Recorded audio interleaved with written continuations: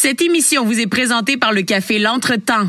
Pour des repas frais, des desserts gourmands et des cafés spécialisés, sur place ou pour emporter, L'Entretemps. 466 rue de l'Hôtel de Ville à Farnham. Du coq à l'âne avec Amélie Paul et Sly Chapelle à Radio Unicité.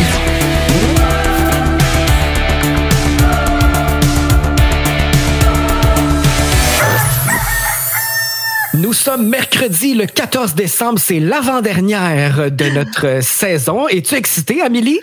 Excitée, oui. Nostalgique, mais je dois dire que j'ai hâte de retrouver un peu de temps. Puis parce que là, depuis le 26 septembre, que c'est intense, là, pratiquement. On n'a pas arrêté. Tous les jours. Non, on n'a pas arrêté.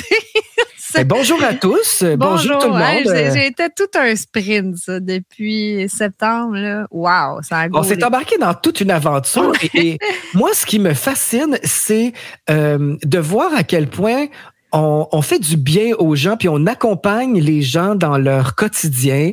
Je lis les commentaires sur nos réseaux sociaux. Il y a des commentaires sur nos invités, sur notre dynamique à toi et moi qui se relance un et l'autre. On aime ça se baver un peu, se taquiner. Oui, ça fait jaser. Oui. Alors, j'aime avoir cette interaction-là avec notre public et je vous remercie d'être là depuis le début. C'est vraiment un honneur de rentrer dans votre quotidien. Oui, vraiment, il y en a qui sont là, fidèles au poste à tous les soirs à 16h30 puis qui nous suivent. Oui. Ça, c'est très apprécié. Merci d'avoir été là durant toute cette saison-là. Oui. Franchement.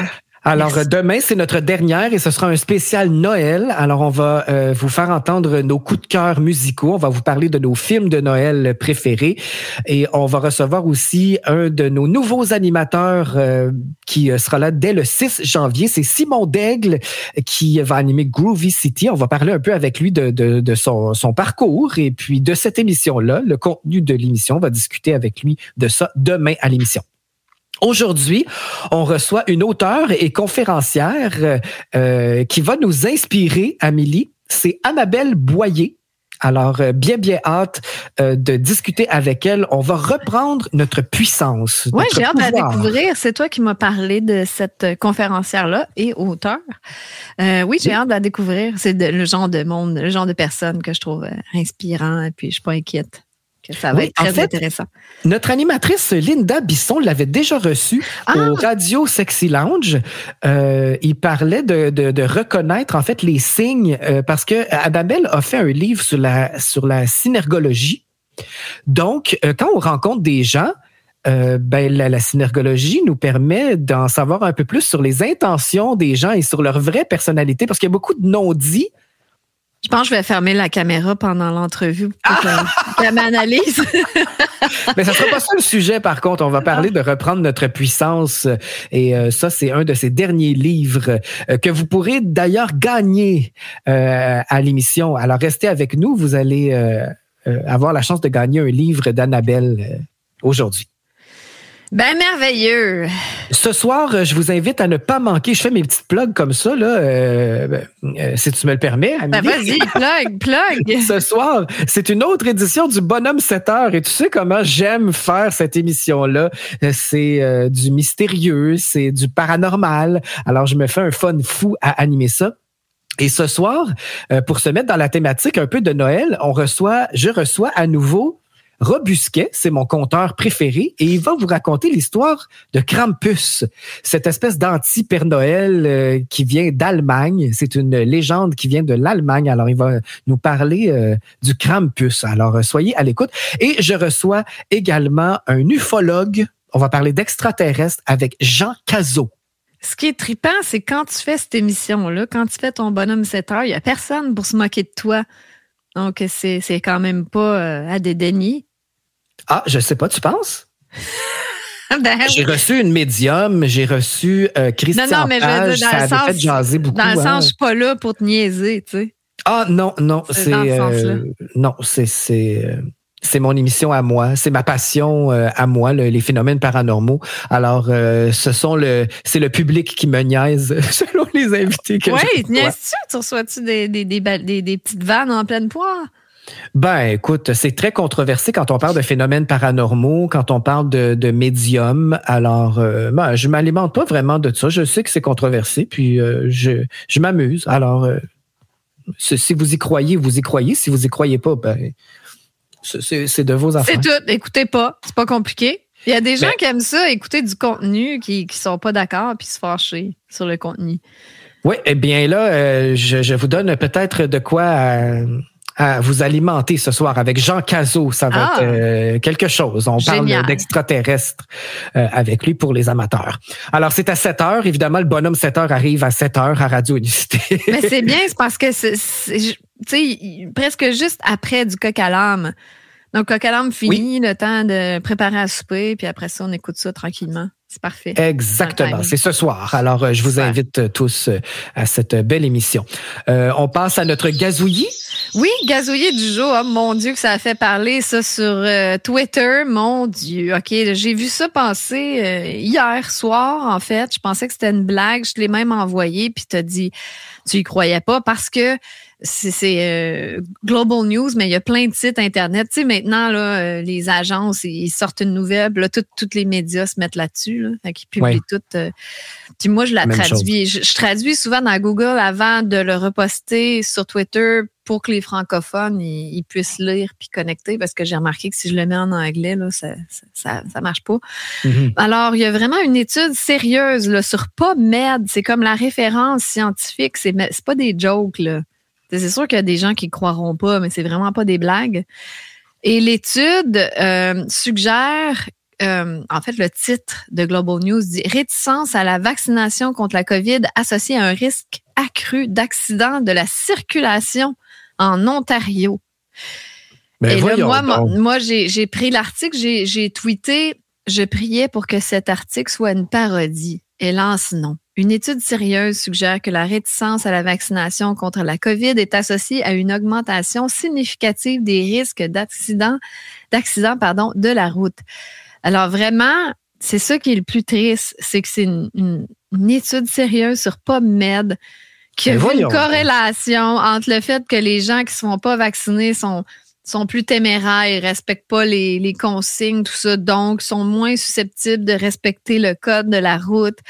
C'est complètement ridicule. Et souvent, leurs espèces de corrélations bidons comme ça ne tiennent pas en compte que nous, c'est tout le contraire. C'est pas parce qu'on est téméraire puis on dit « Ouf, on va défier le méchant virus, on ne sera pas vacciné. » Non, c'est parce qu'au contraire, on est peureux, on ne croit pas à ce virus-là, on a peur du virus, pas du virus, voyons, du vaccin. On a peur du putain de vaccin parce qu'on dit que ça va nous empoisonner.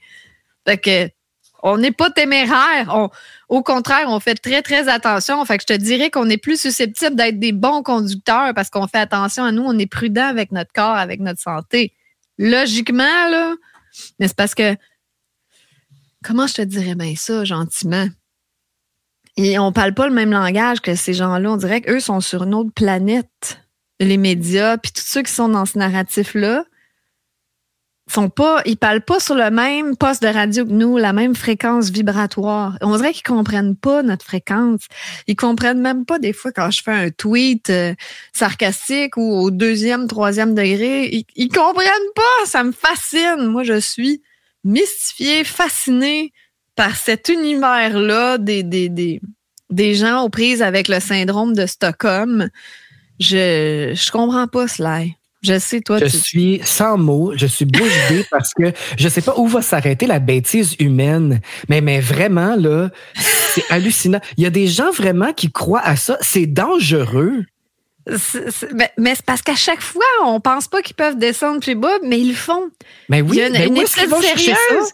Il y a une étude sérieuse récemment là, qui dit que les effets secondaires du vaccin sont dus au stress et à l'angoisse créée par les anti-vax. Parce qu'on leur crée tellement de stress qu'ils font des problèmes, des caillots sanguins, des myocardites, etc. Ah oui, c'est notre faute. Donc, c'est toujours de notre faute, peu importe. C'est pas de la faute du vaccin, c'est de la faute des anti-vax. Mais pourtant, nous, on n'a pas de myocardite ou de caillots au cerveau ou de peu importe. Puis je pense pas qu'on fait plus d'accidents de la route, là. Je crois que dans l'étude, il faut que je vérifie les chiffres, là. Mais ça dit que 25% des accidents de la route, c'est des non-vax. Fait que là, tu dis, ben, ça veut dire les 75%, c'est des vax. Mettons ça comme ça. Non, mais c'est ridicule, là. Mon Dieu, que tu es divertissante, Amélie. C'est incroyable. Écoute, c'est parce que c'est drôle de souligner les absurdités. Tu sais, je sais qu'il ne faut pas leur donner de l'attention à l'ancien monde, puis c'est complètement débile, mais en même temps, il faut le prendre comme un show d'humour. Moi, je publie ça. Tu sais, des fois, il y a des détracteurs qui me disent, ah, là, décroche, mais c'est parce que c'est très drôle. Moi, je vois ça comme c'est une pièce de théâtre. Faut souligner que les gens vont se rendre compte à quel point c'est absurde, puis que les médias vont continuer de s'enfoncer, s'auto-détruire par eux-mêmes, parce que c'est en publiant des nouvelles comme ça que leur crédibilité est en pente descendante. Alors, le problème, c'est qu'on dirait qu'il y a juste nous qui les voient, puis les gens conformistes. Ils voient pas ça, ou ils le voient passer, puis ils réagissent pas, tu sais, ils voient pas le... Ben, ils font bien. On devrait faire pareil. Oui, mais tu peux pas voir ça, ce live, et pas réagir, là. Une étude sérieuse voyant une corrélation entre les non-vaccinés et les accidents de la route. Il faut... Débile, j'en perds mes mots. Ben, je vois ça. moi, j'ai une nouvelle qui m'inquiète à te partager. Ouais. Il y a une rumeur de disparition concernant Britney Spears qui inquiéterait ses fans au plus haut point. C'est qu'il y a une nouvelle vidéo qui a été postée sur ses réseaux sociaux, sur Instagram. Puis les gens se demandent sérieusement si c'est elle qui a le contrôle de ses comptes et si elle va bien. Elle apparaît dans sa vidéo en top blanc. Avec des manches bouffantes, là, ouais. Puis une petite jupe. Puis elle fait sa danse là, classique dont elle nous a habitués depuis plusieurs mois. Là. Elle fait des danses devant sa caméra. Ouais. Ouais. Et là, elle écrit « New York City, here I come. How about them apples? » en annonçant qu'elle se dirigerait vers la grosse pomme là, avec son mari. Elle est là avec son mari. Jusque-là, ben, ça va bien. C'est normal que Britney nous fasse sa petite danse puis qu'elle dise qu'elle s'en va à New York. Elle a le droit. Ouais. Mais ce qui cloche, puis ce qui a alerté les fans, c'est qu'elle semble avoir été filmée devant un écran vert, là, un green screen. Là. Et elle a été ajoutée au montage dans un avion. Alors, pourquoi elle aurait utilisé cette technique-là ou son équipe aurait fait ça? C'est ça qui pique la curiosité de ses fans. Mais comment on fait pour voir? Parce que c'est évident qu'elle est tournée devant... Ça a l'air, oui, évident. Ça a l'air pas vrai. Là. Donc, mais c'est niaiseux. Pourquoi il voudrait faire croire qu'elle s'en va à New York? Ben, en fait, c'est peut-être pour dissimuler sa disparition ou même, il y en a qui poussent plus loin. Là, ça doit être des grands... complotistes, là. Mais certains disent qu'elle est morte, qu'elle serait morte. Je vois pas le lien. Faudrait que je lise les articles à ce sujet. Je vois pas le lien de ça par rapport au fait qu'elle serait disparue. Ils veulent peut-être juste créer un buzz, mettre de l'attention sur elle. Ben, on sait qu'elle l'a pas facile là, depuis ses dénonciations, puis depuis tout ce qu'elle a vécu avec le mouvement Free Britney là, qu'on a connu dans les dernières années. Contacte-la donc, invite-la donc à Radio Unicité, on va l'interviewer. J'aimerais ça, d'autant plus qu'elle a beaucoup de choses à dire, mais là, elle n'est plus là, comment faire? Parce que les fans les plus extrêmes là, croient vraiment qu'elle est décédée, puis que ce sont son équipe ou sa famille qui a pris le contrôle de ses réseaux sociaux, que sa famille est de connivence avec même son mari. Ben voyons donc, là, tout le monde s'est reviré contre elle. Elle doit plus faire confiance à personne. Hein. Quoique là, c'est une théorie du complot. Avec raison, je sais pas. En tout cas, là, il y a un hashtag là, qui gagne en popularité là, sur les réseaux sociaux. C'est hashtag Where is Britney? Alors, les gens se demandent vraiment où elle est. D'ailleurs... Mais si elle voulait faire parler d'elle, ça fonctionne en tout cas. Là. Ah oui, absolument. Elle a un succès incroyable avec son duo avec Elton John, Hold Me Closer. C'est tellement bon. C'est vraiment une bonne chanson. Elton John qui a quitté Twitter parce que là, c'est rendu bien grave, la désinformation avec Elon Musk. Oh, Seigneur! Ben oui, ben écoute donc. Alors, bonsoir, Elton. On savait pas que tu étais sur Twitter parce que tout le monde s'en bat les couilles de ce que tu as à dire sur Twitter. On tripe sur ta musique, pas vraiment sur tes opinions politiques. Effectivement, Merci. c'est un excellent chanteur et c'est un duo vraiment très bon là, de Britney Spears et Elton John. Une belle chanson qui fait du bien. Alors, voilà. Donc, si jamais on a des auditeurs de New York qui nous écoutent, ça se peut. Il y en a aux États-Unis. Si vous voyez Britney là, dans les rues de New York avec son mari, écrivez-nous et prenez une photo. T'inquiète pas qu'il doit avoir une couple de paparazzi sur le coude de faire une photo. J'espère qu'on va en avoir des nouvelles parce que c'est un peu inquiétant. Tu sais, elle est peut-être pas toute là mentalement, Britney. Alors... Ben, peut-être être un peu bipolaire, là, tu sais. Est-ce que ça peut être dangereux? Le nombre de personnalités qui se sont suicidées je comprends pas c'est quoi le buzz, là, soudainement, pour qui a disparu. Là. Moi, je le comprends pas encore là, parce qu'il y a eu comme une espèce de mise en scène avec un écran vert. Ça veut pas dire. En tout cas. Allez voir ça sur Instagram si vous avez un petit peu de temps à perdre. Ouais, c'est assez mystérieux. Avant de recevoir notre invitée Annabelle Boyer, qui est auteure et conférencière, je voulais te demander, connais-tu ça, toi, la chanson « Everybody's Free to Feel Good » des années 90? C'était Rosala. « Everybody's free to feel good ». Je chante tellement bien. C'est rare que tu chantes, toi. Oui, ben là, ça me dit rien, non? Non, c'était quand même un gros succès dans les années 90. Un beau vidéoclip aussi de Rosala. Tu l'entendras pas, ça va jouer dans mes oreilles. Bon, voilà. Alors, c'est Rosala. C'est une amie à moi. Oui, Rosala, c'est ton amie. Oui. Et puis, je voulais vous faire entendre, en fait, cette chanson-là, mais en version Noël, en version des fêtes. Aujourd'hui, à Du Coq à l'âme, notre invitée est l'auteure et conférencière Annabelle Boyer. Vous l'avez déjà entendue sur nos ondes puisqu'elle a été l'invitée de notre animatrice Linda Bisson au Radio Sexy Lounge.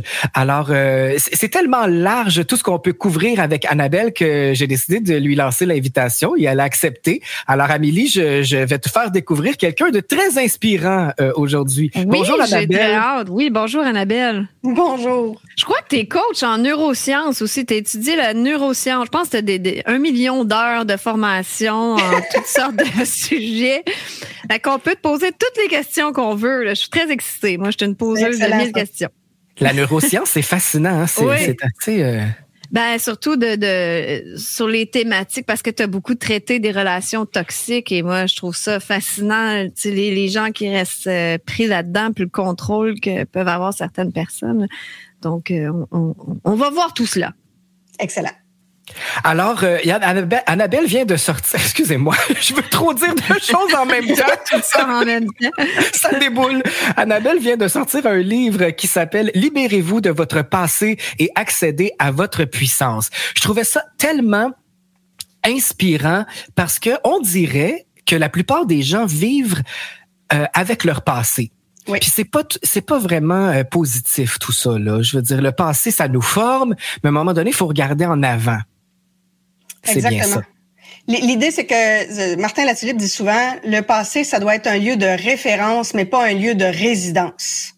Puis à un moment donné, il faut se libérer de cette partie-là, puis arrêter de se dire, oui, mais moi, je réussirai jamais parce que j'ai vécu telle chose, j'aurai jamais de belles relations parce que j'ai telle expérience. À un moment donné, il faut réussir à aller de l'avant. Mais notre cerveau nous joue des tours, puis notre cerveau a tendance à s'accrocher à ce qu'il connaît. Et ce qu'il connaît, c'est notre passé. Donc, il va à ce moment-là reproduire le passé tant et aussi longtemps qu'on n'ira pas reprogrammer ce qui a été programmé dans notre inconscient. On a tendance à se victimiser avec notre pensée, c'est ça. Est-ce que tu crois, on peut se tutoyer, Annabelle? Est-ce que tu crois que c'est ça, en fait, le principal obstacle à accéder à notre puissance puis évoluer en conscience et tout ça? C'est qu'on reste attaché à notre passé puis on reste attaché à notre passé, puis il y a un phénomène qui est particulier, puis vous pouvez trouver, entre autres, les livres du docteur Serge Marquis au Québec sur le fait qu'on a une tendance à s'identifier à notre passé puis à s'identifier à nos opinions. Fait que dès qu'on vient d'émettre une opinion, moi, je pourrais jamais, moi, ça m'arrivera jamais, moi, je mérite pas. Dès qu'on émet une opinion, on a tendance à s'identifier à notre opinion, à croire que notre opinion, c'est notre personnalité. Et là, quand quelqu'un veut contester notre opinion, mais on pense qu'il nous conteste nous puis qu'on n'a plus de valeur. Et là, on va encore plus défendre nos opinions, même si ces opinions-là ont pas de bon sens. Mais Annabelle, ça représente la société, ça. Ben oui, c'est un grand sujet, mais Annabelle, on est en plein dedans. Une opinion, là, ça peut changer. Une opinion, ça peut changer à partir du moment où on accepte que l'opinion ne fait pas partie de mon identité, qu'elle est extérieure à mon identité. Et à partir du moment où je suis capable de me remettre en question, où je suis capable de faire de l'introspection. Puis faire de l'introspection, ça veut pas dire se taper sur la tête et se répéter « je suis donc bien nul d'avoir pensé ça ». C'est pas ça une introspection. Une introspection, c'est d'être capable d'assumer qu'on a fait une erreur, d'assumer qu'on peut apprendre de cette erreur-là, d'assumer que peut-être que l'opinion que j'ai émise, le comportement que j'ai eu, les propos que j'ai eus ont pu, à ce moment-là, entraîner chez l'autre des réactions négatives. Assumer que je peux avoir blessé quelqu'un d'autre par mes opinions, par mes comportements. S'excuser, ça demande de la maturité. S'excuser. Pas dire « je suis désolé ». Non, ça, c'est éprouver de la désolation. Non, je m'excuse. Parce qu'à ce moment-là, je reconnais que mon comportement ou mes propos ont pu avoir un impact négatif sur l'autre. Je m'excuse et je corrige mon comportement, ce qui veut dire que j'accepte donc de changer une partie de mon comportement. J'accepte aussi donc d'arrêter d'écouter la petite voix négative dans ma tête. La petite voix qui va soit me dénigrer ou la petite voix qui va critiquer l'autre, juger l'autre. Parce que ce qui est compliqué, c'est que souvent, quand on a fait une erreur ou qu'on a été pas tout à fait approprié dans nos propos ou dans nos comportements, on a deux réflexes. Ou on se tape sur la tête en se disant « Comment ça se fait que j'ai encore dit une niaiserie? Je suis pas capable de m'affirmer, je suis pas capable de dire les affaires correctement, j'ai pas de vocabulaire, j'ai pas de bons outils de communication, je suis pas bonne. » Ou on va critiquer l'autre. C'est l'autre qui a mal réagi, c'est l'autre qui m'a pas compris, c'est l'autre qui m'a rejeté, c'est l'autre qui m'a trahi, c'est l'autre qui m'a créé une injustice. Et dans tous les cas, comme disait Amélie, on se victimise. Et là, on entre dans ce qu'on appelle le triangle de Karpman. Je suis une victime parce que l'autre ne me comprend pas, mais je suis en même temps le bourreau de l'autre par mes propos mal outillés, mal formatés, mal placés. Et je vais essayer de m'en sortir, donc je vais rentrer dans un rôle de sauveur. Et je vais jouer comme ça dans le triangle de Karpman. Et pourquoi c'est si difficile pour les gens d'admettre, de revenir sur leurs opinions puis de dire ouais, je me suis peut-être trompée, c'est juste une question d'ego dans le fond, c'est une question d'ego, là-dedans. C'est une question d'orgueil et aussi c'est une question de dire si j'admets que j'ai fait une erreur, est-ce que les autres vont en profiter pour me remettre au visage les autres erreurs que j'ai faites? Alors, ça veut dire que je suis pas outillée pour accueillir l'émotion que je vis en moi. Je suis pas outillée non plus pour accueillir l'émotion de l'autre. Parce que ça se peut que j'ai eu des comportements ou des propos inappropriés, puis qu'à partir du moment où je dis, OK, là, je suis allée trop loin, j'ai pas été apte tout à fait, j'ai pas été tout à fait sa coche, comme on dit. Et là, peut-être que l'autre va vouloir en profiter pour justement amplifier l'ensemble de mes erreurs. Mais ça veut dire que moi, je suis pas capable d'accueillir ce que l'autre va me dire, puis j'ai de la difficulté à pas avoir une bonne communication. Mais ça se travaille, ça se développe. Et souvent, on se rend pas compte que on a une communication particulièrement violente. On se rend pas compte dans notre façon de communiquer. On pense que si on dit « oui, mais moi, je me sens », on émet à ce moment-là une opinion. Mais une vraie émotion, là, c'est une émotion qui se mime. Fait que quand je veux vraiment communiquer adéquatement à l'autre personne, je dois utiliser ce qu'on appelle une communication non violente. Donc, je dois commencer par émettre des faits sans jugement, sans interprétation. Donc, l'idée, ça va être de dire, non pas « t'es tellement agressive avec moi ». Non, ça, c'est un jugement. Voilà. J'entends tes mots. Et là, l'idée, c'est de dire les vrais mots sans utiliser de ton agressif, sans utiliser de ton dénigrant. Juste nommer les faits. Ça veut dire qu'il faut que je gère mon opinion. Puis il faut que je gère mon émotion. Il faut que je me gère avant de commencer à m'exprimer. Puis la deuxième chose, c'est de nommer son émotion. Et une émotion, ça se mime. Donc, la colère, ça se mime. La tristesse, ça se mime. La peur, ça se mime. Mais je me sens incompris, ça se mime pas. C'est pas une émotion, c'est ce qu'on appelle un sentiment. Un sentiment, c'est un ressenti du mental. C'est une construction mentale. Et donc, c'est quelque chose que je me raconte, c'est une histoire que je me raconte. Et tu mets la faute sur l'autre aussi en disant « je suis incomprise parce que tu me comprends pas ». C'est ça. Je dis à l'autre « tu ne me comprends pas ». Fait que même si j'ai utilisé une phrase au jeu, en fait, ce que je lui dis, c'est « tu ne me comprends pas ». C'est tellement difficile, Annabelle, là, la CNV, j'ai suivi des cours, puis c'est tellement difficile de pas rentrer dans l'émotion victime, là, puis tout le temps rester dans les vrais sentiments. Je me sens, mais que ce soit un vrai sentiment. Oui. Exactement. Et c'est vrai que c'est facile de tomber dans la victimisation parce que c'est quelque chose que l'on connaît. Et notre cerveau préfère répéter un comportement connu mais négatif que d'expérimenter un nouveau comportement qui pourrait donner des meilleurs résultats. Parce que le nouveau comportement, pour notre inconscient, il est menaçant. Et dès que c'est quelque chose qu'on ne connaît pas, ça devient menaçant pour le cerveau. Donc, quand on n'a pas de coach ou de mentor qui vient nous aider, qui nous fait pratiquer, mais évidemment, on le fait pas. Puis les gens attendent en se disant, ouais, mais je vais suivre un cours, là, puis je ferai les exercices plus tard. Ou je vais lire un livre, mais je ferai les exercices plus tard. Mais ça, c'est un peu comme dire, ben moi, j'irai pas faire mes cours de karaté, là, je vais attendre de me faire attaquer dans la rue pour commencer à apprendre à me défendre. Mais non, mais ça marchera pas. Ça marchera pas. Il va être trop tard. Mais la communication non violente, ça devrait être enseigné à l'école. Tout le monde devrait s'exprimer comme ça, mais on n'est pas outillé, justement. Et voilà. Mais par contre, tu traites beaucoup des relations toxiques et je peux imaginer des gens qui sont vraiment, quand ils sont dans la victimite, ils doivent attirer ça à eux encore plus, des relations toxiques puis des pervers narcissiques et tout ça. Donc, utiliser ces techniques-là avec des pervers narcissiques, là, ça doit être pas évident. En fait, ce qu'il faut comprendre, c'est que la perversion narcissique, c'est ce qu'on appelle les grands manipulateurs, là, mais la perversion narcissique, à la base, c'est un diagnostic psychiatrique, là, c'est une maladie mentale. Souvent, les gens vont rencontrer des gens qui ont des comportements manipulateurs, mais des pervers narcissiques, c'est beaucoup plus rare. OK. On a tendance à appeler tout le monde comme ça, mais ça serait plutôt des manipulateurs. C'est un diagnostic comme tel. OK. Mais que ce soit un manipulateur ou que ce soit un pervers narcissique, la première chose, c'est, est-ce que moi-même, je me suis exprimée adéquatement? Est-ce que moi-même, je suis capable de mettre des limites? Est-ce que moi-même, je suis capable de dire non? Est-ce que moi-même, je suis capable de me respecter? Est-ce que moi-même, je suis capable de m'accomplir? Parce que souvent, on va attirer des manipulateurs ou des pervers narcissiques quand on n'est pas accompli dans notre vie. Pas nécessairement quand on est victime. Pas nécessairement quand on est dans la victimite. Mais quand on n'est pas vraiment accompli. La personne qui est célibataire depuis longtemps puis qui aimerait donc ça vivre une belle relation amoureuse, mais qui s'épanouit au travail, qui s'épanouit avec ses enfants, qui s'épanouit avec ses amis, mais le manipulateur va arriver justement du côté des relations amoureuses. Parce que justement, la personne dans cette sphère-là de sa vie, elle n'est pas épanouie. Puis elle n'est pas épanouie parce qu'elle ne se connaît pas vraiment. Elle sait pas vraiment ce qu'elle veut.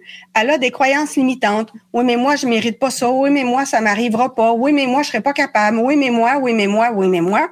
Puis quand on a des croyances limitantes, inévitablement, on a des chances d'attirer un manipulateur. Mais tout le monde a des croyances limitantes. Tout le monde, sans exception. Ce qui fait que tout le monde peut attirer un manipulateur. La question qui va se poser, c'est est-ce que tu as travaillé suffisamment sur toi pour avoir de l'estime de soi? Puis l'estime de soi, ça se bâtit avec 3 éléments clés. L'amour de soi, l'image de soi et la confiance en soi. Et les gens disent, faut que je travaille ma confiance en moi. Non, ça, c'est le troisième plateau. Le premier plateau, c'est l'amour de soi. Oui. Est-ce que j'accepte mes défauts?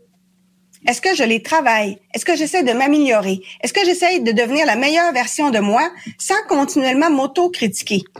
Est-ce que je suis capable de me regarder dans le miroir puis de me trouver beau ou belle sans toujours être en train de critiquer les cernes, les rides, les bourrelets ou la trop grande minceur ou la petitesse ou la grossesse des seins, des fesses, du nez, des oreilles, de ci, de ça? Est-ce que vraiment je m'aime inconditionnellement sans avoir besoin du regard des autres? Mais c'est rare, ça, Annabelle. C'est difficile. C'est le travail d'une vie. Oui, absolument. Voilà. Et c'est pour ça que c'est si difficile d'accepter nos erreurs. C'est pour ça que c'est si difficile de ne pas attirer un manipulateur. C'est pour ça que c'est difficile de ne pas s'épanouir tant que ça, parce que souvent, on n'a pas appris à bâtir l'amour de soi. L'amour de soi, ça veut pas dire t'as fait une erreur, oh, pauvre de toi, c'est pas grave. Non, t'as fait une erreur. Qu'est-ce que tu peux apprendre de cette erreur-là? Qu'est-ce que tu as fait de bien? Puis sur quoi t'aurais pu travailler davantage? Sur quoi tu aurais pu te préparer davantage? Sur quoi tu aurais pu t'entraîner davantage? C'est assumer pleinement l'erreur et non pas dire non, mais les échecs, ça n'existe pas. Faut pas dire ça, le mot échec. Non. Au contraire, c'est un échec. Qu'est-ce que tu peux apprendre de cet échec-là? Puis ça te fait vivre une émotion inconfortable? Parfait. C'est un signal. C'est un signal. L'émotion inconfortable, là, il faut pas essayer de l'occulter. Au contraire, il faut l'accueillir. Je vis quelque chose d'inconfortable. Pourquoi? Ben, si je vis de la colère, c'est peut-être parce qu'il y a quelque chose que j'ai pas mis de limite, puis j'ai pas dit non, puis je m'en veux. Je vis de la tristesse. J'ai à apprendre à lâcher prise. Je vis de la peur, je dois apprendre à mieux me préparer et mieux me protéger. C'est ça le message d'une émotion. Et non pas je vais apprendre à plus faire confiance à personne. Ça, c'est pas le message d'une émotion. Ça, c'est le message d'une identité saboteuse. Ça crée encore plus. C'est de la victime, mais ça crée encore plus de blocage. On se bloque avec ça. Moi, ça me fait penser, quand je regarde ton livre et c'est écrit « Libérez-vous de votre passé », ça semble très difficile à faire. C'est comme un ordinateur, tu sais, quand tu pèses sur Enter, il fait toujours la même chose. Oui. Donc, notre cerveau, lui, s'il est programmé à quelque chose, il va toujours faire la même chose. Il est programmé comme ça. Oui. Puis tantôt, en début d'émission, tu disais, il faut se déprogrammer. Mais c'est difficile. Comment on se déprogramme au juste? Est-ce que c'est un long cheminement? Est-ce que c'est une thérapie? Parce que là, il faut indiquer à notre bouton, là, en fait, il faut changer de bouton. Parce que le Enter, il va toujours faire Enter. Il faut même dans les relations, souvent, les gens vont tout le temps répéter la même histoire avec le même type de personne. Puis ils vont dire, les hommes, c'est tous des crosseurs, puis les femmes, c'est toutes des folles, alors que souvent, c'est eux qui ont attiré ça. C'est notre programmation qui n'a pas changé. Fait comment on fait pour passer à un autre signal? En fait, la première chose, c'est qu'il faut comprendre qu'à chaque fois qu'on raconte nos mésaventures à quelqu'un, le souvenir de cette mésaventure-là, il a créé un chemin neuronal dans notre tête. L'événement comme tel, là, si on a vécu une relation toxique, là, la première fois qu'on a eu le mauvais commentaire ou le mauvais comportement de l'autre, ça a créé un chemin neuronal dans notre tête parce que quand est arrivé le comportement ou le propos, on a eu une réaction. Donc, on a eu des pensées, on a eu des émotions, puis on a eu un comportement. Et notre cerveau a appris quelque chose de cette situation-là. Il nous a mis en mode vigilance, en mode questionnement, en mode doute. Il a appris quelque chose, donc il s'est créé un chemin neuronal. Et la fois suivante où il y a un mauvais comportement ou une parole, évidemment, ça repasse par le même chemin neuronal. Fait que le chemin neuronal, il grossit, il se consolide. Okay. Et si moi, je raconte ce qui s'est passé à quelqu'un d'autre, je viens nourrir ce chemin neuronal-là. Si moi, j'y repense avant de me coucher, je le nourris encore. Ce qui fait que un événement négatif, à force d'y repenser, à force de le raconter, cet événement négatif-là, pour le cerveau, ça devient 500 événements négatifs. Fait que je viens grossir mon chemin neuronal. Et donc, là, le cerveau, après ça, quand il arrive une autre situation, s'il a le choix entre créer un nouveau chemin neuronal ou repasser par le même, il va repasser par le même, c'est bien plus facile. Donc, quand je répète, puis que je raconte à tout le monde à quel point un tel, c'était un fou, puis une telle, c'était une folle, je viens nourrir cette croyance-là, je viens nourrir le chemin neuronal. Et on attire la même chose? Et on attire la même chose parce que la programmation demeure la même. Ce qui fait qu'il faut aller défaire ce chemin neuronal-là. Et est-ce que tu as des trucs pour défaire le chemin neuronal? Dans les exercices qui fonctionnent bien, il y a ce que l'on appelle l'EFT, l'Emotional Freedom Technique, ou qu'on appelle aussi le tapping, là, où on vient tapoter des ondes sur le corps en répétant des phrases. Ce qui se passe dans notre cerveau, puis nous, on a appris à l'Institut de neurosciences une version un petit peu plus évoluée qu'on appelle la neuroponcture. Quand on raconte une situation, ben, c'est toujours les mêmes pensées, les mêmes émotions, les mêmes comportements qui reviennent. Donc, c'est toujours les mêmes aires cérébrales qui s'activent. Fait que si j'ai toujours 3-4 aires cérébrales qui s'activent quand je parle d'une situation, ben, pour le cerveau, ça, c'est son chemin connu. Quand je fais de l'EFT, du tapping ou de la neuroponcture, ben, je viens stimuler des ondes du cerveau. Fait que la zone que je viens de toucher sur le corps, elle est activée dans mon cerveau. Je dis certaines phrases, donc j'active les ondes du langage parlé et les ondes du langage entendu. Mais en plus, j'utilise mes doigts. Donc, le bout des doigts, c'est une autre zone dans le cerveau. Je me vois faire le mouvement. Fait que j'active comme ça plein d'air cérébral inhabituel quand je raconte cette histoire-là. Tu fais des nouveaux chemins. En fait, ce qui se passe, c'est que je viens faire une surchauffe. En temps normal, j'ai 3-4 aires cérébrales qui s'activent. Là, j'en ai 25. Le cerveau va faire comme un ordinateur. Il va se dire, c'est pas normal. On va faire un shutdown et un reset. Oh. Et là, les chemins neuronaux, les neurones, quand ça se parle, là, ça se touche pas. Une neurone qui envoie un signal à un autre, là, elle va vaporiser des neurotransmetteurs, puis l'autre neurone va capter les neurotransmetteurs. Et là, ce qu'on fait, c'est que quand on fait de la neuroponcture, on vient désenligner les neurones. Fait que là, la neurone a bien beau vaporiser des neurotransmetteurs, l'autre, elle peut plus les capter. Fait que ils peuvent plus se nourrir, ils peuvent plus s'alimenter. Fait que le chemin neuronal vient d'être brisé. Wow. Puis après ça, on va implanter une croyance ressource que le client a choisie, qui va avoir pris avec ses mots. On va le guider pour que ça donne quelque chose de bien dans le cerveau. Puis on va implanter autre chose. Donc, on va profiter du fait que le chemin a été brisé pour implanter une nouvelle croyance et créer un nouveau chemin. L'hypnose, c'est un autre moyen, justement, de venir casser ces chemins neuronaux-là. Mais il existe, les neurosciences nous ont montré qu'il existe d'énormes outils puissants qui permettent de casser ça. De se déprogrammer. L'idée, c'est ça permet cette reprogrammation-là parce qu'on doit briser ces chemins neuronaux-là et on doit harmoniser 4 morceaux dans le cerveau.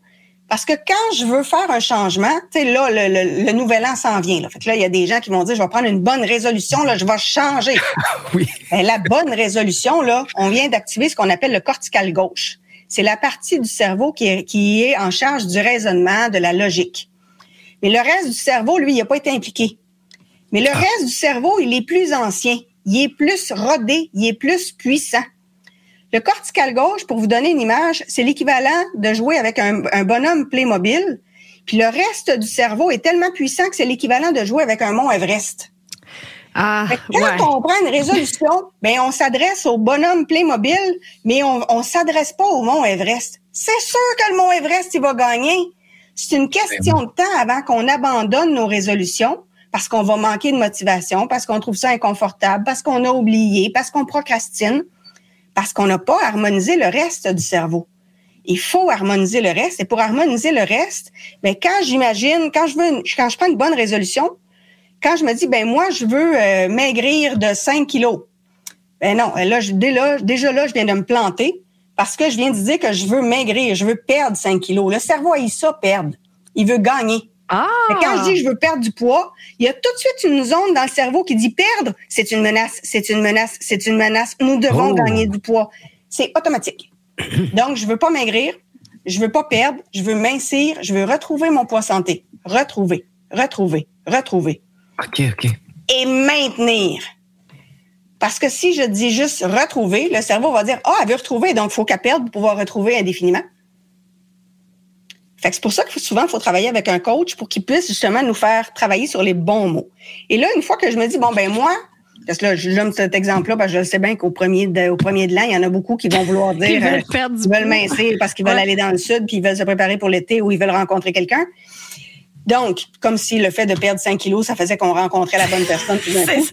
La bonne personne, elle va t'aimer bien plus. Kilos, tu peux pas la rencontrer, tu sais, c'est pas logique.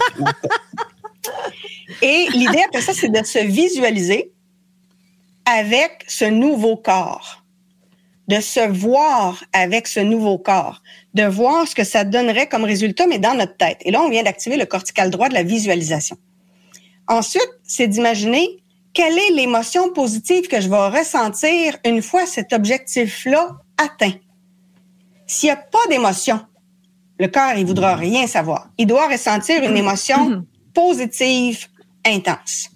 Et ensuite, je dois être capable d'imaginer ce résultat-là avec mes 5 sens. Qu'est-ce que physiquement je vais ressentir? Qu'est-ce que je vais entendre comme parole? C'est quoi l'odeur que j'associe à cet objectif-là atteint? C'est quoi le goût que j'associe à cet objectif-là atteint? Et là, on vient donc de faire travailler les 4 parties du cerveau, le cortical gauche, cortical droit, limbique et reptilien. Et cette visualisation-là, je dois la faire tous les jours pendant 90 jours. Mais c'est intéressant avec les sens, là. Avec les sens. Donc, ça me prend l'image, la visualisation, l'émotion et les 5 sens. C'est souvent ça qui manque là, quand on travaille la pensée positive, les mantras, pour reprogrammer le cerveau. Souvent, ça marche pas parce qu'on n'a pas associé nos sens. Oui, c'est ça. Le cadre de vision, on le voit devant soi. Fait qu'on voit les images devant soi et non pas intériorisées. Mm-hmm. Absolument, alors que ça fait du sens. Si je veux atteindre un objectif, c'est important de l'intérioriser. Faut y goûter! Faut y goûter. Mais tu veux dire qu'il faut associer comme un goût positif à cette image-là. Un goût, odeur et tout. Ça, c'est la première fois que j'entends ça. C'est fascinant. Oui, ce l'est, mais j'aimerais revenir sur un petit quelque chose, Annabelle, parce que les gens aiment ça raconter leurs mésaventures, leurs histoires. On dirait que c'est un exutoire. Oui. Puis là, on dit que c'est pas nécessairement bon parce que on conserve ça, on attire ça. Alors, il faut pas en parler. Qu'est-ce qu'on fait avec ça? Parce que des fois, il faut que ça sorte. Mais en parler en termes de qu'est-ce que moi j'ai ressenti. C'est ça. Les gens ont du mal. Ils racontent une histoire, mais ils disent jamais « moi, ça m'a fait sentir comme ça ». Ils vont dire « l'autre, il m'a fait ça ». Ouais, c'est ça. Et à partir du moment où l'autre m'a fait ça, je viens de perdre mon pouvoir personnel. Bon. C'est pas de ma faute, c'est extérieur à moi. Annabelle, je trouve ça intéressant quand quelqu'un nous raconte une histoire comme ça, là, une mésaventure ou peu importe. Puis là, tu lui demandes « mais comment tu t'es senti, toi, là-dedans? » Là, souvent, ils sont comme déculottés. Oui. Moi, j'aime expérimenter. Mais comment tu t'es senti? Tu sais? Puis souvent, les gens ne sont pas capables de mettre une émotion. Voilà. On n'est pas. Souvent, on nomme pas une émotion. On va dire je me suis senti rejetée, je me suis senti pas respectée. C'est pas une émotion, ça là. Encore une fois, c'est un reproche qu'on envoie à l'autre. Puis souvent, moi, je vais faire préciser, mais il se passe quoi dans ton corps quand tu en parles? Tu as une pression dans le sternum, tu as la gorge qui se serre, tu as l'impression que ton corps se vide de son énergie. Physiquement, il se passe quoi? Et là, ils sont capables de me nommer une couple d'affaires. Parfait. Puis là, je vais le guider jusqu'à nommer une émotion précise. Puis à partir du moment où on nomme une émotion, elle perd 50% de sa puissance. Wow! Ouais. Surtout si, admettons, ça me rend triste, puis tu pleures. Là, il faut que ça sorte. C'est ça. Puis moi, je vais le dire. Puis là, les gens vont me dire, je m'excuse. Non, au contraire, c'est mieux de sortir que de rester en dedans. Mm-hmm. C'est ça. Mais après ça, je vais poser d'autres questions. Qu'est-ce que tu apprends de cette situation-là? Ton émotion, elle te lance quoi comme message? Puis là, il faut faire extrêmement attention de poser des questions intelligentes. Parce que moi, j'ai des clients qui vont se dire, pourquoi ça m'arrive toujours à moi? Ça, c'est une question merdique. Parce qu'inévitablement, on va se mettre à pas avoir plein de pensées négatives. Et ça nous permet pas de cheminer. À partir de maintenant, qu'est-ce que je peux faire pour me sentir bien? Qu'est-ce que j'ai appris? Qu'est-ce que j'ai bien fait? Et qu'est-ce que j'ai besoin de travailler ou d'entraîner? Ça, c'est des questions intelligentes. Et plus on pose des questions intelligentes, plus la personne peut cheminer vers sa propre solution. Et reprendre sa puissance. Reprendre son pouvoir. On va parler de cette puissance-là intérieure, mais on va faire une petite pause musicale pour l'instant. C'est un choix d'Annabelle, une belle chanson de Muse. Je pense que tu aimes bien Muse, Amélie. Ah oui, j'adore Muse, un des meilleurs shows que j'ai vus au Centre Bell. C'est une chanson inspirante de Muse, Starlight, suggérée par notre invitée aujourd'hui, Annabelle Boyer. Elle est auteure et conférencière. On parle aujourd'hui de son livre « Libérez-vous de votre passé et accédez à votre puissance ». Donc, Annabelle, une fois qu'on s'est libéré de notre passé, qu'on n'alimente plus ce qui nous est arrivé, qu'on cesse de jouer à la victime, ben là, on se rend compte que on a une puissance intérieure. On peut créer notre futur avec notre propre énergie. Comment ça se passe? Comment on peut y accéder à cette puissance-là qui fait partie de nous? Ben, en fait, la première chose, il faut comprendre que le cerveau va nous donner ce que l'on lui demande avec précision. Donc, si moi, je dis, ouais, mais ce que je veux, là, en fait, c'est que je veux plus vivre dans une relation toxique, puis je veux plus me retrouver dans un milieu de travail qui est pas sain, ben, le cerveau, lui, il n'a retenu que les mots-clés. Relation toxique, travail pas sain. Ah, ben oui. Donc, et c'est un peu comme quand on va au restaurant, on dit pas au serveur, ben, moi, je veux pas de spaghettis, puis je veux pas de filet mignon. Ben, c'est ça. Qu'est-ce que tu veux que tu serves? Souvent, les gens, ils savent pas ce qu'ils veulent. Les gens savent pas ce qu'ils veulent. Et le premier exercice, c'est justement de déterminer qu'est-ce qu'ils veulent, pas qu'est-ce qu'ils veulent plus. Mm-hmm. Qu'est-ce qu'ils veulent précisément. Et là, le choix des mots, le choix des verbes, le choix des émotions, il devient important. Parce que souvent, j'ai des clients qui vont me dire, « Oui, mais moi, je veux réussir en affaires. » OK, réussir en affaires dans la tristesse? Ben non, mais t'as pas précisé. Ben, tu peux bien réussir en affaires, mais tu vas être malheureux ou tu vas être malade. Ah oui. Il y a quelque chose de particulier aussi, Annabelle, c'est que souvent, les gens veulent une relation harmonieuse et heureuse et tout ça, mais ils sont attirés, ça les excite, je sais pas, des relations toxiques, les gens qui les manipulent, qui les traitent mal, puis quand il y a quelqu'un qui les traite vraiment bien, sont pas vraiment attirés. Ça veut dire qu'au niveau il y a une partie dans l'inconscient qu'on appelle le système réticulé activateur. C'est une toute petite zone dans notre inconscient et cette zone-là, elle détermine ce qui est important pour notre inconscient. Ce qui est important pour notre inconscient, c'est pas ce que l'on veut. Ce qui est important pour notre inconscient, c'est ce qui est associé à une émotion et de façon répétitive. Donc, si moi, j'ai vu mes parents se disputer toute mon enfance, ben, ce que mon inconscient a enregistré, c'est qu'une relation de couple, ce sont des disputes. Parce que, enfant, si j'ai vu mes parents se disputer, ça a généré chez moi une émotion, de l'inquiétude, de la tristesse, de la colère, et ça s'est fait de façon répétitive. Fait que mon système réticulé activateur va enregistrer, il y a une émotion forte, ça arrive souvent, c'est important pour elle, donc on va s'assurer qu'elle va revivre ça, parce que c'est ça qui est important. La personne qui a vu son père battre sa mère, ou l'inverse, sa mère battre son père, parce que l'inverse existe aussi, la personne qui a vu un parent être violent envers l'autre, ben, ce que la personne enregistre, c'est ou bien, moi, j'aime le parent victime, et donc, ce que j'intériorise, c'est qu'il faut être victime pour rester en couple. Et ça s'est imprimé, évidemment, de façon répétitive. Ou il va s'identifier aux parents agresseurs. Et là, il va penser que pour être un homme ou pour être une femme, il faut être agressif envers l'autre. Et là, bien évidemment, il va attirer des gens qui vont lui permettre d'être ce qu'il a enregistré. C'est pour ça que quand on a des femmes qui ont été victimes de violences conjugales, quand on fait des expériences avec eux puis qu'on leur demande d'évaluer de façon anonyme des hommes dans une salle en essayant d'évaluer qui sont les hommes sains, ben les femmes qui ont été victimes de violences conjugales identifient les hommes violents comme étant sains. Parce que c'est programmé dans leur système réticulé activateur tant et aussi longtemps qu'on ne déprogramme pas ça. Oh là là. Si vous avez eu des parents qui avaient une relation saine, vous avez plus de chances de répéter ça. Mais ça dépend aussi du modèle. Faites juste regarder quelles étaient les émissions pour enfants que vous écoutiez. Si vous êtes plus vieux puis que vous tripiez sur Candy, elle pleurait tout le temps. Oh mon Dieu, ben oui, je l'ai déjà dit. Il ne lui arrivait que des drames. Donc, l'enfant qui tripait sur Candy, ben lui, il enregistre que la façon de vivre, c'est de vivre des drames. Ah, c'est pour ça! C'était pire. Oui. Tout était injuste. Moi, Annabelle, c'était le petit castor. Ça veut dire quoi? Ben, tout était dramatique dans les années 80. Là-dedans.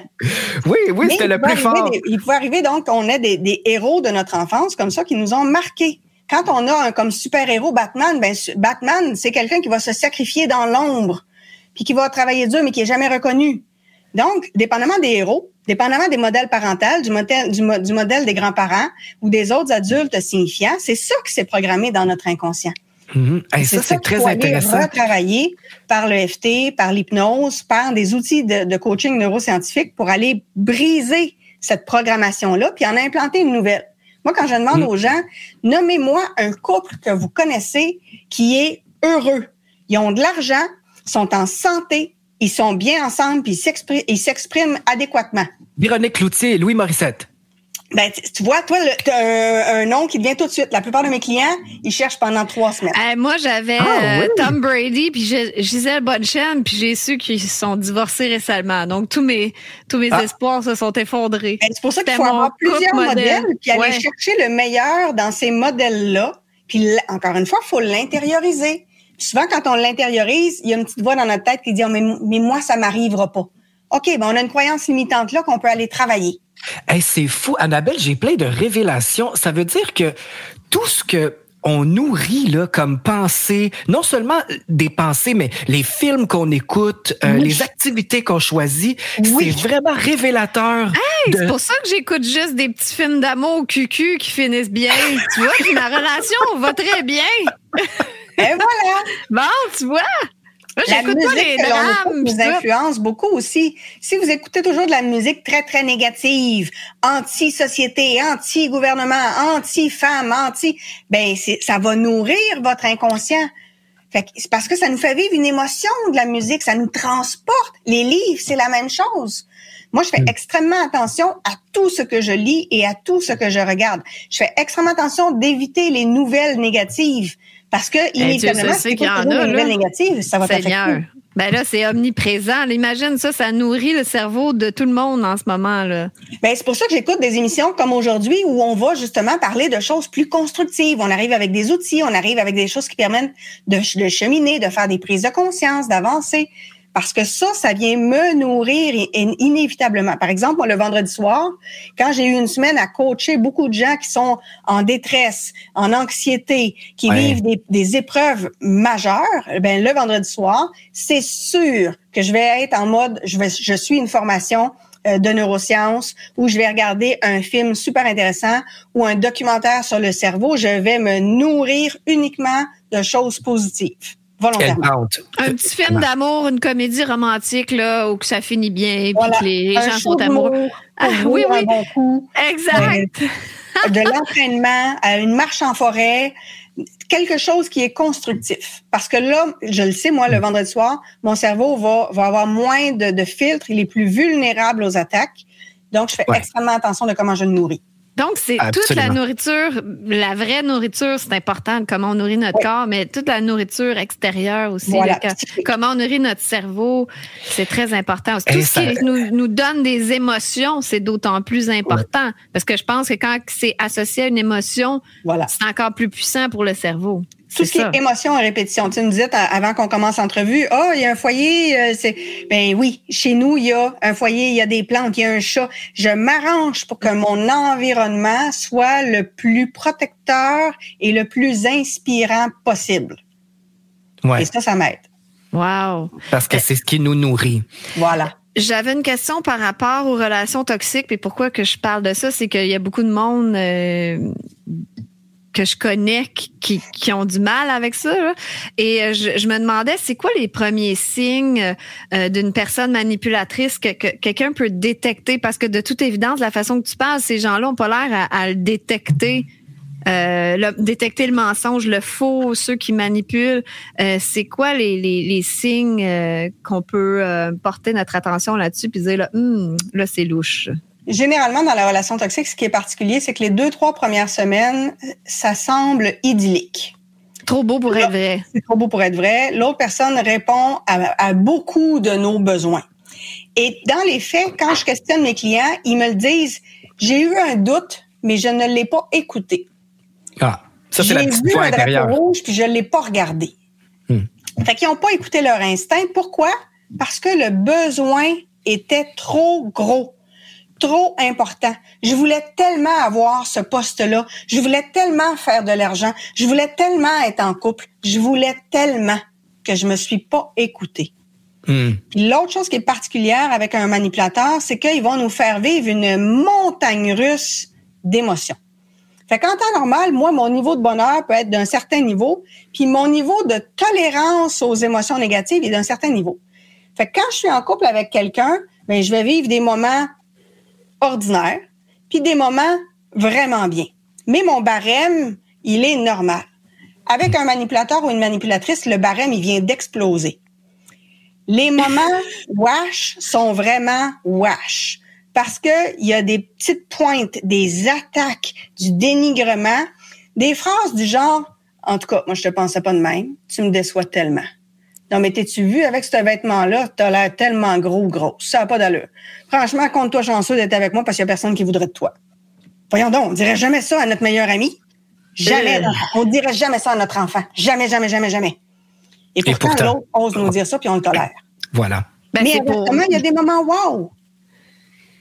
Ben, surtout la réconciliation. Là, il y en a qui aiment donc ça. La relation sexuelle super épanouissante et excitante. Et il va y avoir des promesses de bague de mariage, des promesses de mariage, des promesses de voyage dans le sud, des promesses qui viennent répondre aux rêves de petite fille ou aux rêves de petit gars. Mm-hmm. Mais 2 jours après, il y a une autre réplique qui s'en vient, qui va être sanglante. Ce qui fait que notre barème de départ, là, c'est plus, c'est des moments ordinaires puis des moments super bien. C'est des moments vraiment wash puis des moments vraiment wow. Fait qu'on est dans une montagne russe et ça nous fait perdre nos repères. On ne sait plus si c'est normal. On ne sait plus si c'est le même que ça devrait marcher. Et surtout, l'autre personne va avoir tellement de petits commentaires qu'on va se mettre à douter de nous. Non, mais hier, là, tu m'as dit telle affaire. C'est pas ça du tout qu'on a dit. Oui, je te le dis que c'est ça que tu as dit. Et là, nous, en tant que personne saine, on va se poser des questions. On va se remettre en question. On va se demander, mon Dieu, c'est ça que j'ai dit? Mon Dieu, je me suis peut-être mal exprimé. Mon Dieu, c'est peut-être moi. Et l'autre personne va utiliser le doute comme ça, ce qui fait qu'on doute de nous continuellement. Puis quand on voudrait raconter ça à un ami ou à un membre de notre famille, ça a l'air tellement imbécile comme histoire que l'autre personne va nous dire, mais voyons, qu'est-ce que tu fais là? Ouvre-toi les yeux puis sors de là. Ce qui fait qu'on n'ose plus en parler aux autres. Parce que c'est aberrant. C'est ça. Mais c'est toujours plus facile. C'est tellement clair pour les autres. C'est ça. Clair, pour les autres, nous, on n'est pas dans les émotions, on vit pas la situation. Donc, pour nous, c'est facile de voir, voyons, ça n'a pas de bon sens. Sors de là. Mais le dénominateur commun que je trouve chez les personnes qui sont toujours dans des relations toxiques comme ça, c'est que à la base, ils ne s'aiment pas assez. Parce que moi, j'ai vécu quand même une relation de 12 ans. Et après ça, j'ai été célibataire un bon 7 ans, je crois. 6-7 ans. Puis j'avais aucun problème. Les gens disaient, quand est-ce que tu vas rencontrer quelqu'un? Puis j'étais comme, voyons, c'est pas nécessaire. Ça se fera. Puis même à un moment donné, j'ai pensé, coudonc, peut-être que je vais être célibataire le reste de ma vie, mais ça me causait pas de problème. Et quand j'ai rencontré mon conjoint actuel, ça s'est fait naturellement, puis c'est une belle relation. Ça fait maintenant 3 ans, c'est quand même pas très, très long, mais c'est pas une nouvelle relation non plus, ça va très bien. Donc, je me sens plus solide parce que je l'ai décidé, parce que je me sentais bien avec moi-même. Je sentais pas que c'était une obligation de me retrouver en couple à nouveau, mais ça a l'air tellement difficile pour certaines autres personnes. Puis ça, je veux pas faire de jugement, mais je trouve ça tellement important d'être bien avec soi avant de vouloir être bien avec quelqu'un d'autre. C'est parce que la différence, c'est que tu n'as pas mis ton bonheur dans les mains de quelqu'un d'autre. Tu as choisi d'être heureux par toi-même et pour toi-même. Ce qui fait qu'après ça, tu peux être encore plus heureux avec quelqu'un d'autre, mais ton bonheur ne dépendait pas de quelqu'un d'autre. C'est ça l'amour de soi. Mon bonheur ne dépend pas de quelqu'un d'autre. Puis, c'est Schopenhauer qui nous disait que notre cerveau est un peu mal programmé. Il disait, c'est un très vieux philosophe, mais il disait que notre cerveau, il est programmé pour régler des problèmes. L'homme de Cro-Magnon que nous avons déjà été, quand il y avait un bruit dans les buissons pendant qu'il ramassait des fruits sauvages, il y avait le choix. Ou bien il allait se cacher dans une caverne en se disant, ça doit être un tigre, je suis mieux de me protéger. Ou bien il restait là en se disant, ça doit être juste le vent. Si c'est juste le vent, qu'il aille se cacher ou qu'il reste là, ça change rien.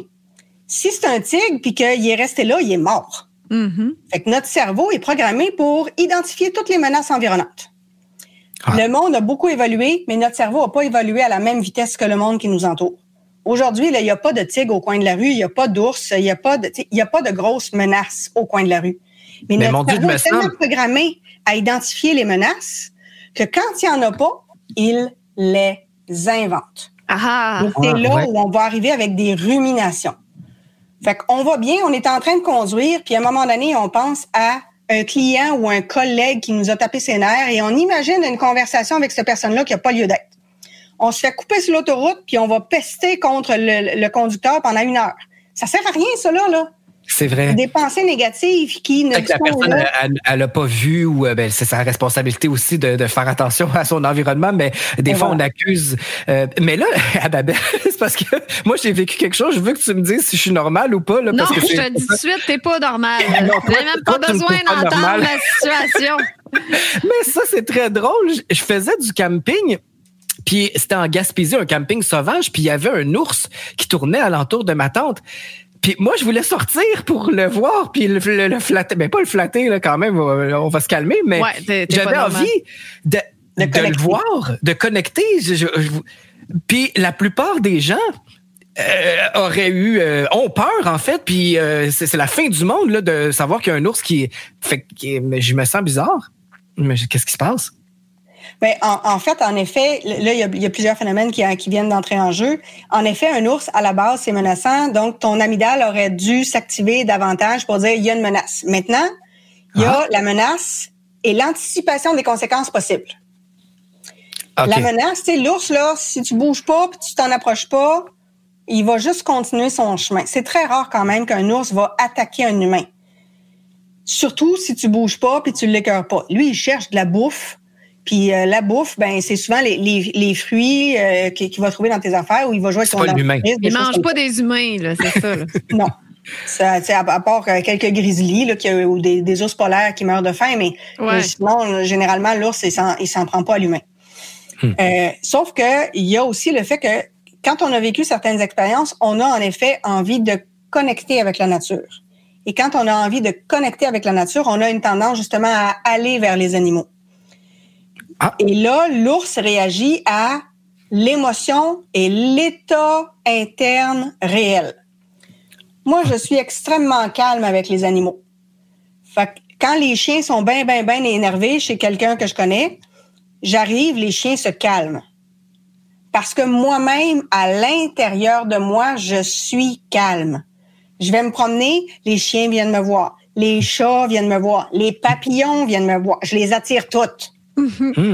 Parce que je suis calme. Si je suis énervée ou anxieuse, l'animal va réagir. Essayez d'être anxieux avec un cheval, il va réagir en saint-sapristi. C'est ça, ils sentent. Hein? L'animal sent dans quel état on est. Ouais. Il faut rester évidemment vigilant sur le fait que l'animal va réagir à des éléments que l'on ne contrôle pas. Il va réagir à la présence des autres humains, entre autres. Et ça, il faut en tenir compte. Fait que c'est important que l'amygdale continue de faire son travail de vigilance, de vigie, de protection. Puis en même temps, l'idée, c'est de s'apaiser soi-même. L'animal qui est devant soi ne sautera pas dessus s'il n'y a pas une raison de le faire. C'est ça. Fait qu'évidemment, moi, ça m'est arrivé d'avoir des chiens qui arrivent en courant, ils ont l'écume à la bouche, les dents qui sortent, mais ils n'ont pas la rage. Donc, qu'est-ce qui se passe? Est-ce que c'est un chien qui est battu par son propriétaire? Est-ce que c'est un chien qui vient de se faire lancer une roche? Je ne sais pas, ça. Fait que moi, je dois quand même tenir compte de dans quel état arrive le chien. Et rester dans la tienne, dans ton état. Et rester dans la mienne, puis en même temps tenir compte que même mon calme, peut-être, viendra pas à bout tout de suite de son état de fébrilité, d'anxiété, d'agressivité. Mais si moi, je me protège, peut-être que je vais pouvoir le calmer, mais je vais devoir me protéger. Si je me protège pas, évidemment, je vais être morte, puis après ça, il va être calme. Je dois tenir compte quand même de ça. Mais là, on a fait ce lien-là dans le sens, mais la réalité, c'est que dans nos vies quotidiennes, il n'y a pas vraiment de danger. Là. C'était une exception, ce que tu disais, là, que tu as vu un ours, là, Sly, là, mais dans nos vies, il n'y a pas de danger. Puis quand rien ne m'inquiète, ça m'inquiète. Fait qu'on trouve de quoi, pourquoi s'inquiéter. Mais Schopenhauer, il disait, tu sais, la personne qui n'a pas d'emploi souffre de son manque d'emploi, puis voudrait donc avoir un emploi. Puis une fois qu'elle arrive dans un emploi, ben ça prend généralement quelques mois, puis finalement, il y a des parties plates à ce job-là. Il y a des tâches qu'on n'aime pas. Et là, il va s'ennuyer. Il va trouver ça plate, ce job-là. La personne qui est célibataire puis qui souffre du célibat, ben quand elle arrive en couple, ben après un certain temps, la routine va embarquer puis la personne va trouver ça plate puis commence à regarder ailleurs. Le cerveau a tendance à passer non pas d'un problème au bonheur, mais plutôt d'un problème à l'ennui. Fait que quand on s'ennuie, ben notre cerveau va se mettre à chercher des problèmes et c'est là où on va ruminer, on va avoir des pensées négatives, on va se faire des scénarios catastrophes dans notre tête parce qu'à la base, on s'ennuie. À la base, on n'est pas pleinement épanoui. Fait que si on n'a pas une vie où on se lance soi-même des défis, où on se lance soi-même des objectifs d'amélioration, ben notre cerveau va tomber dans l'ennui. Et pour le cerveau, l'ennui, c'est une menace. Fait qu'il va chercher des problèmes. Il va en créer. Et là, on a des pensées négatives niaiseuses. À un moment donné, Anthony Robbins, il racontait que son mentor lui avait donné un exercice. Il devait, pendant 10 jours, ne plus avoir aucune pensée de critique, de jugement, ni envers lui, ni envers les autres. Wow, pas facile. La première fois qu'il a fait l'exercice, il a tenu le coup pendant 10 minutes. Oh! OK. Puis on s'entend, c'est Anthony Robbins, là. Il était déjà un grand conférencier, un grand motivateur, mais il n'a pas tenu le coup plus que 10 minutes, tellement c'était difficile. Fait que s'il est repris, puis la deuxième fois, ça a duré une demi-heure, puis la troisième fois, 1 heure, puis la fois suivante, un avant-midi. Et ça, il a pris 10 tentatives pour arriver à être capable pendant 10 jours de ne plus avoir ni de pensée d'autodénigrement, ni de pensée de critique et de jugement envers les autres. Wow! Faut le faire. C'est une reprogrammation du cerveau à faire. Mais quand tu y arrives pendant 10 jours, après ça, t'as déprogrammé le truc, là. Et l'idée, c'est juste de dire que, ben, tu sais, ça va arriver des moments où il va y avoir des rechutes, mais il faut utiliser les outils qu'on a mis en place. Mais ces outils-là, ils vont fonctionner si on les a mis en place plusieurs fois, si on s'est entraîné. Si j'attends juste d'être anxieux pour faire de la cohérence cardiaque, je suis bien désolée, ça marchera pas. Faut s'entraîner tous les jours à faire de la cohérence cardiaque pour que dans un moment d'anxiété, elle puisse déclencher ce que l'on veut. Faut s'entraîner au bonheur. Exactement. Le temps passe très, très vite. On est avec Annabelle Boyer. Elle est auteure et conférencière. Elle a sorti un livre qui s'appelle « Libérez-vous de votre passé et accédez à votre puissance ». Et là, Annabelle, j'ai une question à 100 $. Si c'est pas à 1000 $, j'aimerais ton avis là-dessus. Si on est une personne qui nettoie pas, en fait, qui a pas libéré son passé, mais qui accède à sa puissance puis qui veut reprendre là, son plein potentiel, est-ce que ça peut être dangereux? Est-ce que ça peut causer un monstre, cette personne-là, qui se sent tout puissant puis qui veut tout casser? Bien, on va avoir des gens, puis vous en connaissez certainement autour de vous, des gens qui arrivent à un certain succès, par exemple en affaires, ils se mettent à avoir de l'argent, ils se mettent à avoir de la notoriété, mais qui en effet n'ont pas fait le ménage de leur passé. Et à ce moment-là, il va y avoir des comportements saboteurs. Le cerveau va s'arranger pour qu'il y ait des comportements saboteurs parce que notre inconscient, lui, à un moment donné, il y a quand même une partie divine en lui qui voudrait donc qu'on s'améliore. Et là, il y a des comportements où il va y avoir des abus sexuels, où il va y avoir des comportements inappropriés, où il va y avoir de la fraude, il va y avoir d'autres choses. Et c'est une question de temps avant que ça soit dévoilé. Puis l'autre chose qui va arriver, c'est qu'à un moment donné, le cerveau va dire, là, il y a quand même une partie du cerveau qui n'est pas d'accord avec le comportement, puis qui lance des messages. Puis à un moment donné, si les messages sont pas entendus, ben ou bien l'univers va lui envoyer une épreuve suffisamment forte, ou le corps va tomber malade. Ou ces gens-là, c'est peut-être pour ça aussi qu'ils vont s'enfoncer dans la drogue, l'alcool, tout ça, pour endormir ces sentiments-là. Mais à un moment donné, cette drogue-là, elle détruit le cerveau, elle détruit le corps. Vous connaîtrez personne qui vit jusqu'à 102 ans, drogué, alcoolique, malheureux, puis qui critique tout le monde. Généralement, ces gens-là, à un moment donné, le corps va lâcher et l'entourage finit par apprendre. Fait que moi, je connais des gens qui sont rendus d'un certain âge et ils ont plus d'entourage parce qu'il n'y a plus personne qui tolère le comportement inadéquat. À un moment donné, les gens finissent par s'éloigner des manipulateurs. Puis le manipulateur se finit par se retrouver tout seul ou se retrouver seulement entouré de gens qui n'ont pas fait de cheminement personnel. Fait qu'inévitablement, ces gens-là, ils vont continuer d'être dans l'entourage des manipulateurs. Le manipulateur va s'entourer de gens qu'il peut manipuler. Qui peut manipuler et qui acceptent aussi d'être manipulé.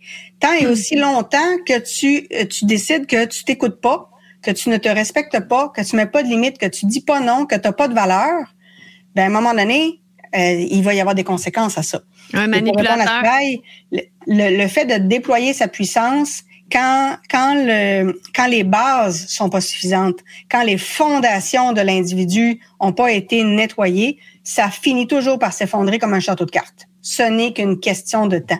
La personne qui réussit financièrement là, ou qui réussit dans un domaine, ben souvent quand on regarde en amour, ça va pas super bien. Puis ça n'a pas rapport avec l'argent. C'est pas l'argent qui l'a rendu comme ça. L'argent ne fait qu'amplifier ce que l'on est déjà. Fait que si on est quelqu'un qui est radin, ben quand on a plus d'argent, on est juste plus radin. Si on est égoïste, ben quand on a plus d'argent, on est juste plus égoïste. Mais c'est pas l'argent qui corrompt. c'est la partie noire en nous qui ne fait que s'amplifier. Puis, il y a des gens qui ont bien de l'argent dont vous entendrez jamais parler. Parce que les médias ne s'intéressent pas aux gens qui ont de l'argent, puis qui sont heureux, puis qui sont en santé, puis qui sont généreux. Ils vont s'intéresser à ceux qui font des mauvais coups. Fait que ça donne l'impression aux gens que quand on réussit puis qu'on a de l'argent, on devient quelqu'un de mauvais. Quand tu pars avec cette croyance-là, tu peux pas faire d'argent parce que ton inconscient va dire, mon Dieu, je veux pas devenir quelqu'un de mauvais, fait que je ferai pas d'argent, moi. Absolument. Ça n'a pas rapport à l'argent. L'argent, ce n'est qu'un moyen. Ce n'est qu'un outil. Un accentueur. Ça ne personne. Ouais. Ce n'est que la zone d'ombre en nous qui va s'amplifier. Fait que si je travaille sur moi, bien, cette zone d'ombre-là, elle va diminuer. Et si je travaille pas sur moi ou pas de la bonne façon, elle va s'amplifier puis elle va finir par me manger. Donc, le manipulateur qui atteint une certaine notoriété finit toujours par être démasqué. Il va être démasqué, il va se faire lâcher par d'autres personnes. Il va lui-même lui arriver des mésaventures. Moi, j'en connais énormément de manipulateurs qui finissent par tomber malades, qui finissent par perdre leur argent, qui finissent tout seuls, qui finissent malheureux. Et ça leur appartient. J'irai pas les sauver. C'est à eux-mêmes à travailler sur eux. Puis à un moment donné, ben ils vont accepter de travailler sur eux. Puis s'ils l'acceptent pas, ben ils vont mourir comme ça. C'est tout. C'est ça, parce que souvent, le manipulateur, il va jamais reconnaître qu'il y a un problème ou qu'il y a du travail à faire sur lui. Et ça lui appartient. Et comment parce que c'est facile, facile, c'est pas facile, mais quand c'est une relation amoureuse, bon, tu peux t'en sortir, mais comment gérer les manipulateurs dans ta famille quand c'est ton frère, ta mère, ton père, c'est pas évident? Ben généralement, là, faut regarder ce qui se passe. Moi, évidemment, j'en ai des clients que c'est le fils ou la fille ou la mère ou le père ou le frère ou la sœur. Et là, faut regarder qu'est-ce que cette famille-là t'apporte. Parce qu'il y a une différence entre la famille biologique puis la famille de cœur. Puis ça se peut que la famille biologique soit toxique. Mais le message que tu as à apprendre, c'est de travailler sur toi, d'apprendre à dire non, d'apprendre à mettre tes limites. Moi, j'ai mis des limites très claires avec des gens autour de moi, des proches, et qui, avec le temps, ont accepté cette limite-là et eux-mêmes se sont mis à cheminer. Mais je le faisais pas pour eux autres. Je le faisais pour moi. Ouais. S'ils veulent pas cheminer, je vais simplement les sortir de ma vie. Ils veulent pas cheminer, ça leur appartient. Est-ce que moi, je m'aime assez pour m'entourer de gens sains? Si je me sens obligée de garder un contact avec quelqu'un de malsain, ça veut dire que moi, je m'aime pas assez. Moi, est-ce que je m'aime assez pour me protéger? Que ce soit la famille ou pas. Les gens sont attachés aux valeurs familiales, mais des fois pas pour les bonnes raisons. Ben, en fait, c'est qu'ils sont pas attachés aux vraies valeurs familiales. Parce que la vraie valeur familiale, c'est de l'amour, c'est de l'acceptation et c'est la capacité aussi de se parler de façon authentique. Quand tu as l'impression qu'il faut que tu restes, puis qu'il faut que tu sois loyal envers la mère, le père, le ci, le ça, là, on n'est plus dans les valeurs familiales, on est dans la dépendance affective. Voilà. Et dans le faux, quand il faut que tu te forces, puis que tu joues un jeu, puis souvent, comme là, le temps des fêtes arrive, les parties, c'est ça que j'allais dire. Il faut que je y aille parce que j'ai pas le choix, oui, mais la maudite ma tante pratiquante, là, je suis pas capable. Mais en fait, on a le choix.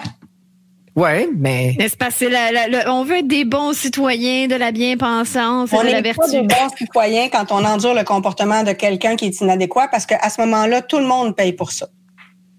Et voilà, moi, ça m'est arrivé à un moment donné de dire à quelqu'un, j'entends ce que tu me dis. Maintenant, ton temps est aussi précieux que le mien. Et ce que tu me racontes, moi, je peux pas t'apporter de solution là-dessus. La personne qui pourrait t'apporter une solution, c'est quelqu'un d'autre que moi.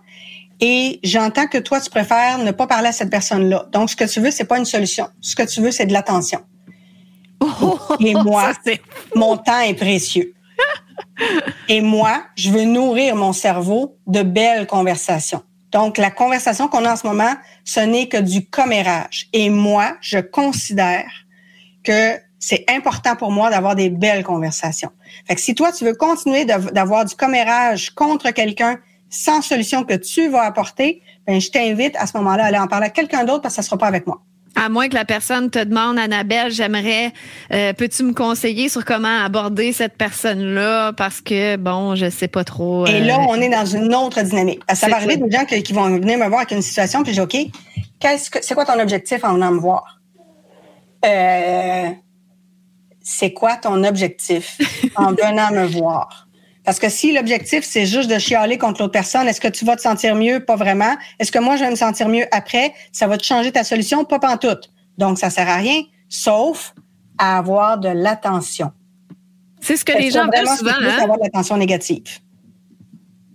Et là, généralement, les gens font, ben non. Ben est-ce que c'est une solution que tu veux? Est-ce que tu veux qu'on regarde ensemble comment tu peux te sortir de cette situation-là?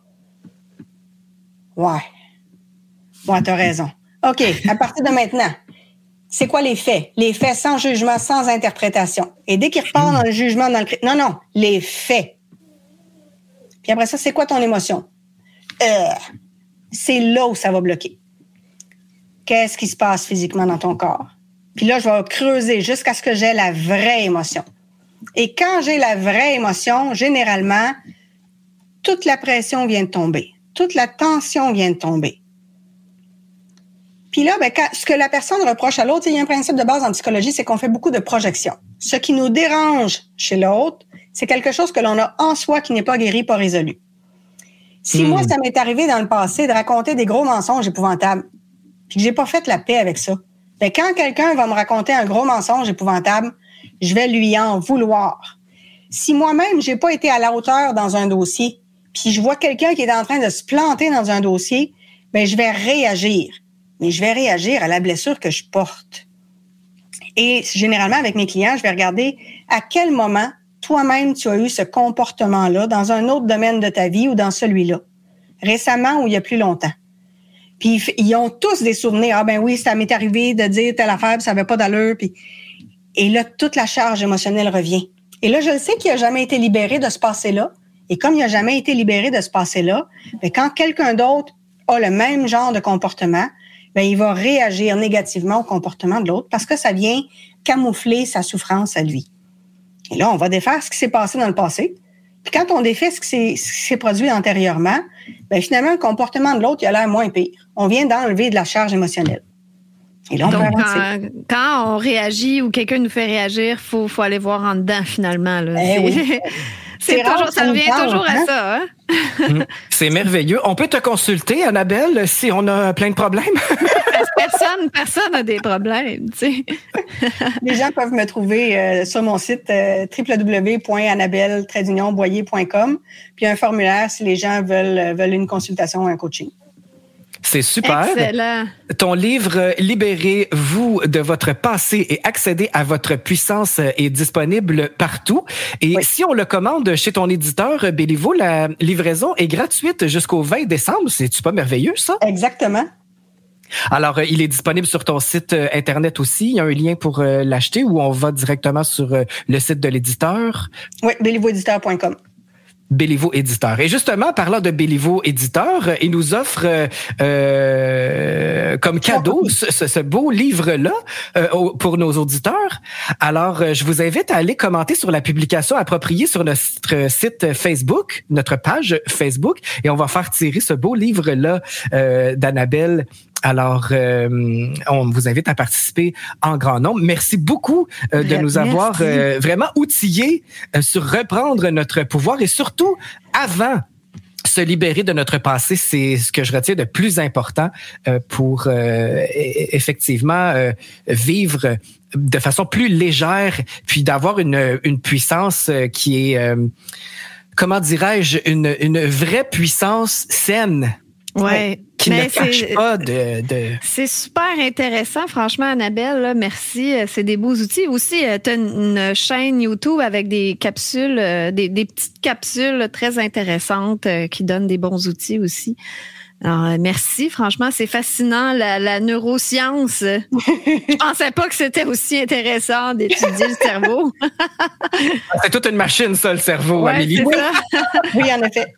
Alors, merci encore. Je vais te souhaiter de joyeuses fêtes et puis du bon temps avec tes proches ou toute seule. Hein? C'est pas parce qu'on est toute seule que on souffre.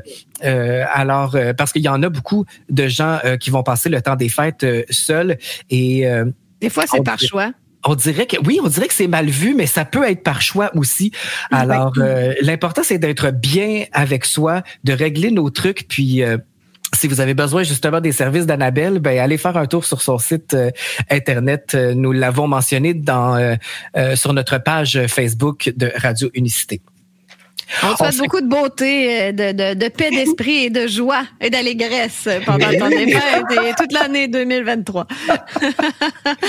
On va se laisser avec une pièce suggérée par notre invité aujourd'hui. Elle fait du bien, cette chanson-là, de Ben E. King, un classique qui s'appelle Stand By Me. Merci beaucoup tout le monde d'avoir été là. Merci à tous. J'espère que vous avez apprécié notre invité. Merci Annabelle. Bonne soirée. Merci beaucoup.